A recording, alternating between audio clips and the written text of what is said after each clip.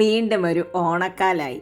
ഓണം എന്ന് പറഞ്ഞാൽ തന്നെ പൂക്കളം, സദ്യ, ഇതൊക്കെയാണ് നമുക്ക് ഓർമ്മ വരിക അല്ലേ. സദ്യയുടെ കൂട്ടത്തിൽ പായസം പിന്നെ മറക്കാൻ പറ്റുമോ? പക്ഷേ സദ്യ വട്ടമൊക്കെ ഉണ്ടാക്കി കഴിയുമ്പോഴേക്കും പായസം ഉണ്ടാക്കാനുള്ളൊരു മൂഡൊന്നും ഉണ്ടാവില്ലല്ലോ ചിലപ്പോൾ. ഇതാ ഓണത്തിന് പാകത്തിലൊരു 10 മിനിറ്റ് കൊണ്ട് നിങ്ങൾക്ക് നല്ല ടേസ്റ്റുള്ളൊരു പായസം തയ്യാറാക്കാം. വളരെ ഈസിയാണ്, എന്നാൽ സൂപ്പർ ടേസ്റ്റുമാണ്. അപ്പം അങ്ങനെയുള്ള പായസം ഇങ്ങനെ ഉണ്ടാക്കേണ്ടതെന്ന് നോക്കാം. അതിനായിട്ട് ഒരു അടിക്കാനുള്ള പാത്രം വയ്ക്കാം. അതിലേക്ക് നമുക്ക് കുറച്ച് നെയ്യ് ഇട്ട് കൊടുക്കാം. 1 ടീസ്പൂണോളം നെയ്യാണ് ഇട്ട് കൊടുക്കുന്നത്. നെയ്യൊന്ന് ജസ്റ്റ് ഒന്ന് ചൂടായി വരട്ടെ. നമുക്ക് കുറച്ച് കാഷ്യൂനട്ട് വറുത്തെടുക്കാം. കാഷ്യൂനട്ടൊക്കെ നിങ്ങൾക്ക് ഇഷ്ടത്തിനനുസരിച്ച് വറുത്തെടുക്കാം കേട്ടോ. അപ്പോൾ ഇതൊരു പകുതിയിൽ കൂടുതൽ വഴറ്റി വരുമ്പോൾ നമുക്ക് കുറച്ച് റേസിൻസും കൂടി ഇട്ട് കൊടുക്കാം. ഉണക്കമുന്തിരിയും കൂടി ഇട്ട് കൊടുത്ത് അതിനെയും കൂടി അങ്ങോട്ട് വറുത്തെടുക്കാം. കരിയാതെ നോക്കണം. കരിയാതെ ഇതാ വറുത്തെടുത്ത് വന്നിട്ടുണ്ട്. ഇനി നമുക്കിതിനെ ഒന്ന് മാറ്റിയെടുക്കാം. ഇതിനെ ഒരു പാത്രത്തിലേക്ക് മാറ്റിയെടുക്കാം. നമുക്ക് ആ നെയ്യില്ലാതെ കാഷ്യൂനട്ടും റൈസിനും മാത്രം മാറ്റിയെടുക്കുക. ആ നെയ്യിൽ തന്നെ നമുക്ക് ഇനി വേണ്ടത് നമ്മുടെ പായസത്തിനായിട്ട് 1 കപ്പ് ക്യാരറ്റ് ഗ്രേറ്റ് ചെയ്തതാണ് ഇടുന്നത് കേട്ടോ. നല്ലോണം വലിയൊരു ക്യാരറ്റാണ് ഇട്ട് കൊടുത്തിരിക്കുന്നത്. നിങ്ങൾക്ക് നല്ല ചുവന്ന ക്യാരറ്റ് കിട്ടുകയാണെങ്കിൽ അത് ഉപയോഗിക്കാം കേട്ടോ. എന്നിട്ട് ആ നെയ്യിൽ നന്നായി ഒരു 5 മിനിറ്റ് നമ്മുടെ ക്യാരറ്റിനെ ഒന്ന് നന്നായി വേവിച്ചെടുക്കുക. സോട്ട് ചെയ്തെടുക്കണം കേട്ടോ. നല്ല നെയ്യിലൊന്ന് മൂക്കട്ടെ. ഇപ്പോൾ ഇതാ നമ്മുടെ ക്യാരറ്റ് നെയ്യിലൊക്കെ ഒന്ന് സോഫ്റ്റായി വന്നിട്ടുണ്ട്. ഇനി നമുക്കിതിനെ ഒന്ന് പാത്രത്തിലേക്ക് മാറ്റാം. വെറുതെ പറയല്ല കേട്ടോ, ആകെ 10 മിനിറ്റ് മതി ഈ പായസം റെഡിയാക്കാനായിട്ട്. ഇനി ഇത് മാറ്റിയതിന് ശേഷം നമുക്ക് 1 ടീസ്പൂണോളം ഗീയും കൂടി ഇട്ട് കൊടുത്തിട്ടുണ്ട്. ഗീ ഒന്ന് ചൂടായി വരുമ്പോൾ നമുക്കൊരു 1/2 കപ്പ് റവയാണ് ഇട്ട് കൊടുക്കുന്നത്. സാധാരണ റവ. അതൊന്ന് നമുക്ക് ഇതിൽ തന്നെ ചൂടാക്കിയെടുക്കാം. ഒരുപാട് നേരം ചൂടാക്കൊന്നും വേണ്ട. ഒരു 2-3 മിനിറ്റ് നമുക്ക് നന്നായി ഒന്ന് സോട്ട് ചെയ്തെടുക്കാം. അപ്പോൾ ആ റവ നന്നായിട്ട് ഒരുപാട് കൊഴുക്കാതെ നല്ല ടേസ്റ്റി ആയിട്ട് ഉണ്ടാവും ഈ പായസത്തിൽ. ഇനി നമുക്കിത് ആ റവയൊക്കെ റെഡിയായി വന്നിട്ടുണ്ട്. ഇതിലേക്ക് ആ വഴറ്റി വെച്ചിട്ടുള്ള ക്യാരറ്റിനെ കൂടി നമുക്ക് ഇട്ട് കൊടുക്കാം.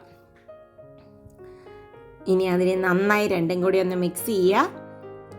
ഒരു 2 മിനിറ്റ് ഇത് തമ്മിൽ മിക്സ് ചെയ്തതിന് ശേഷം നമുക്കൊന്നും കൂടി ചൂടാക്കി കൊടുക്കാം.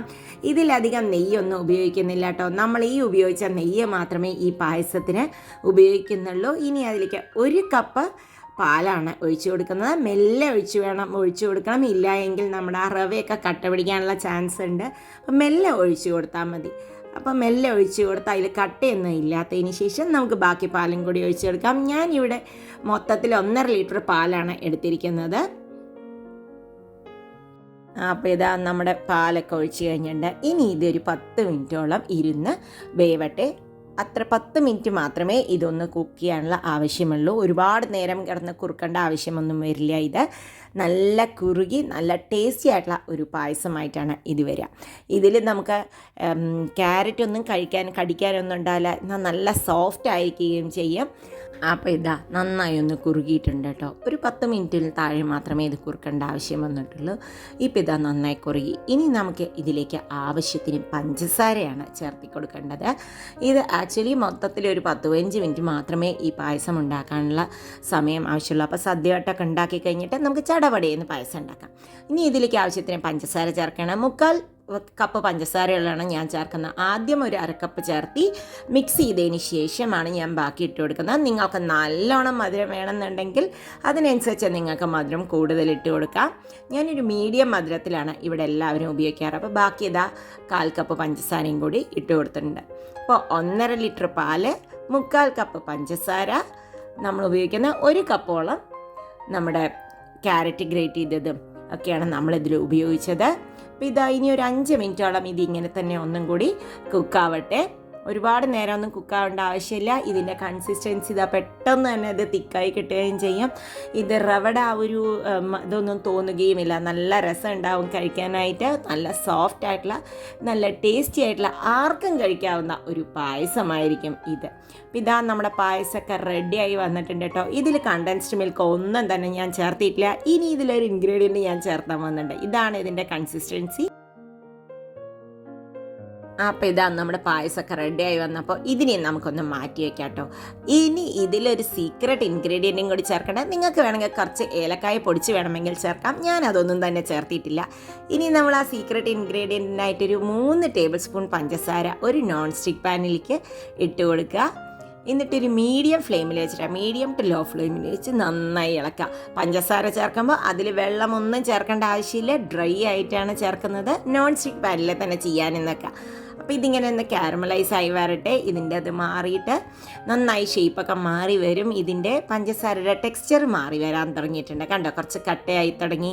അത് ഇളക്കിക്കൊണ്ടേ ഇരിക്കണം കേട്ടോ, കൈ എടുക്കാതെ ഇളക്കണം. അപ്പോഴേ അത് പെർഫെക്റ്റ് ആയിട്ട് വരുള്ളൂ. ഇപ്പോൾ ഇതാ നമ്മുടെ പഞ്ചസാരയുടെ ടെക്സ്ചർ ശരിക്കും മാറി വന്നിട്ടുണ്ട്. കരിയാതെ നോക്കും വേണം. അപ്പം ഇതാ നമ്മുടെ കാരമലൈസ് ആയി തുടങ്ങി. ഓവറായിട്ട് കാരമലൈസ് ആവരുത്, ചെറുതായിട്ടൊന്ന് മീഡിയത്തിൽ കാരമലൈസ് ആയിട്ടുണ്ട്. ഇനി ഇതാ ഞാനിതിനെ ഓഫ് ചെയ്യാൻ പോവാണ്. കണ്ടോ, ഇത്രയും കാരമലൈസ് ആവുകൊണ്ട് ബ്രൗണിഷ് ആവരുത്, അപ്പോൾ കരിഞ്ഞതിൻ്റെ ഒരു ടേസ്റ്റ് വരും. ഇത് കരിയാതെ ഈ കാരമലൈസ് ആയിട്ടുള്ള പരുവത്തിലേക്കുള്ള ഈ പായസത്തിലേക്ക് നമുക്കിതിനെ ഒഴിച്ചെടുക്കാം. വേറൊരാളുണ്ട് ഹെൽപ്പിന് വെച്ചാൽ നിങ്ങൾക്ക് ഒരാൾ ഇത് ഒഴിക്കുമ്പോൾ തന്നെ ഇളക്കുന്നതാണ് നല്ലത്. ഇല്ല എങ്കിൽ ഇത് ഇളക്കി ഇട്ട് കൊടുത്ത ഉടനെ തന്നെ നന്നായി ഇളക്കി അതിലേക്ക് യോജിപ്പിക്കണം. പായസത്തിന് ഇതിനെ ഒന്ന് ചൂടാക്കിക്കൊണ്ട് ഇളക്കുന്നതായിരിക്കും നല്ലത്. ചൂടോടുകൂടി ഇളക്കുമ്പോഴാണ് ഇതിൻ്റെ ആ കാരമൽ അതിലേക്ക് ചേരുന്നത്. ഈ കാരമലിനെ ശരിക്കും ഇളക്കി ചേർക്കണം, ഇല്ല എങ്കിൽ അത് അവിടെയും ഇവിടെയായി കിടക്കും. അതുകൊണ്ട് തന്നെ ഒന്ന് ചൂടോടുകൂടി ഇളക്കുകയാണ് നല്ലത്.